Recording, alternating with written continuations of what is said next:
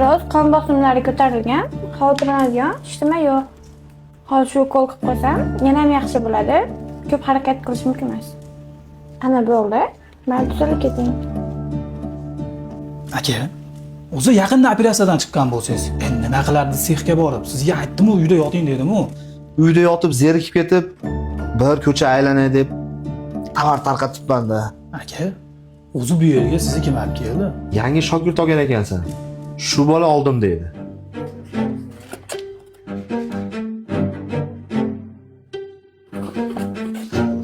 Menga qara uka. Boshni haydashni bilasanmi? Bilaman. Pravaman oldimda. Kakras. Bu yerga o'tasan yangilik tapchikamiz bor. Brunella bilan Tom Ford ustiga yozib qo'ygan. 2 pachkali orqamdan chiq. Bo'tiz. Xo'p. Baraka topsin, o'z vaqtida olib keldi. Aka, ajoyibsiz. U bolani qayerdan topamiz? Men birinchi marta ko'rdim. U bolani Madikar bozoridan olib kelganman.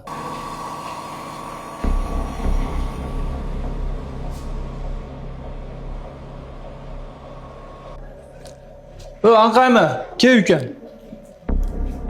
Kel ukam. Ana shu korobkalarni ko'rib turibsan-a? Ana shu korobkada hammasini mana shunday qilib tikkalab berasan. Skladda kelgan ozmos Xitoydan kelgan tovarlarim bor, uni bir chekalik qilib berasan. Agar biror narsa kerak bo'lsa, bolalarga aytasan, xo'p? Xo'p. Aka, ha bo'pti endi. O'zingiz sog'lig'ingizga qarang. Uni o'ylamang. Bir gap bo'lar. Noto'g'ri gumonga borma uka. Ko'rinishidan esli o'qishli yaxshi bolaga o'xshadi. Aka.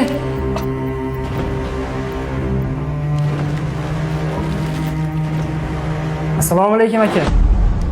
Buyurgan hamisha qilib qo'ydim aka. Darvoqe akangiz mazalari yaxshimi? Boya tovar tarqatgancha ko'rdik, mazalari qochib qoluvdi.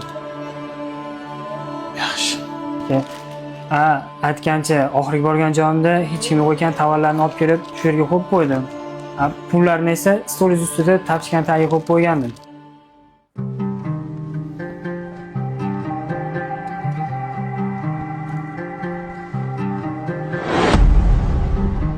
Aka, dogovorimizda pulni bersangiz, ketsam yaxshi bo'lardi. Kecham kirib ketdi. Onam ham uyda yolg'iz edi.